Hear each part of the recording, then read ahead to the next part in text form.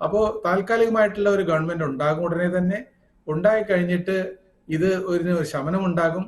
ഈ അക്രമ പ്രവണത എല്ലാ മനുഷ്യരിലും അകത്തുണ്ട്. പല കലാപങ്ങളിലും, ഈ അയോധ്യയുടെ സമയത്തോ അല്ലെങ്കിൽ ബോംബെയിൽ ഉണ്ടായിരുന്ന കലാപങ്ങളിലോ, അവിടെയൊക്കെ ഞങ്ങൾ പട്ടാളത്തിലിരുന്നപ്പോൾ ഞാൻ ഡിപ്ലോയ്ഡ് ആയിട്ടുണ്ട്. അപ്പോൾ സാധാരണ ജനങ്ങൾ വരെ ഇതിൽ തൽക്കാലം പങ്കെടുക്കുകയെങ്കിൽ 90% കൂടുതൽ ആളുകൾ ഒരു സമാധാനം ആഗ്രഹിക്കുന്നവരാണ്. അവർ അതിലേക്ക് വീണ്ടും സാധാരണ ജീവിതത്തിലേക്ക് മടങ്ങിപ്പോകും. ഈ കുഴപ്പങ്ങൾ ഉണ്ടാക്കുന്നതും വഴിതിരിക്കുന്നവരായിട്ട് കുറച്ച് ആളുകളുണ്ട്. ഈ ജൻസീനെ മാത്രം കുഴപ്പം പറഞ്ഞിട്ട് കാര്യമില്ല. അവരെ അങ്ങനെ പ്രലോഭിപ്പിക്കാനോ എന്തെങ്കിലും ഇത് ചെയ്തിട്ട് അവരെ അങ്ങനെ ഉത്തേജിപ്പിക്കാനോ ശ്രമിക്കുന്ന ആളുകളുണ്ടാകും.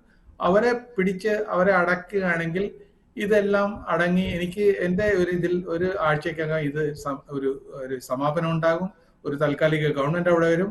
പക്ഷെ പുതിയൊരു ഗവൺമെന്റ്, പുതിയൊരു രാഷ്ട്രീയ അന്തരീക്ഷം സൃഷ്ടിക്കാനായിട്ട് 1 വർഷം അല്ലെങ്കിൽ അതിലധികം വേണ്ടി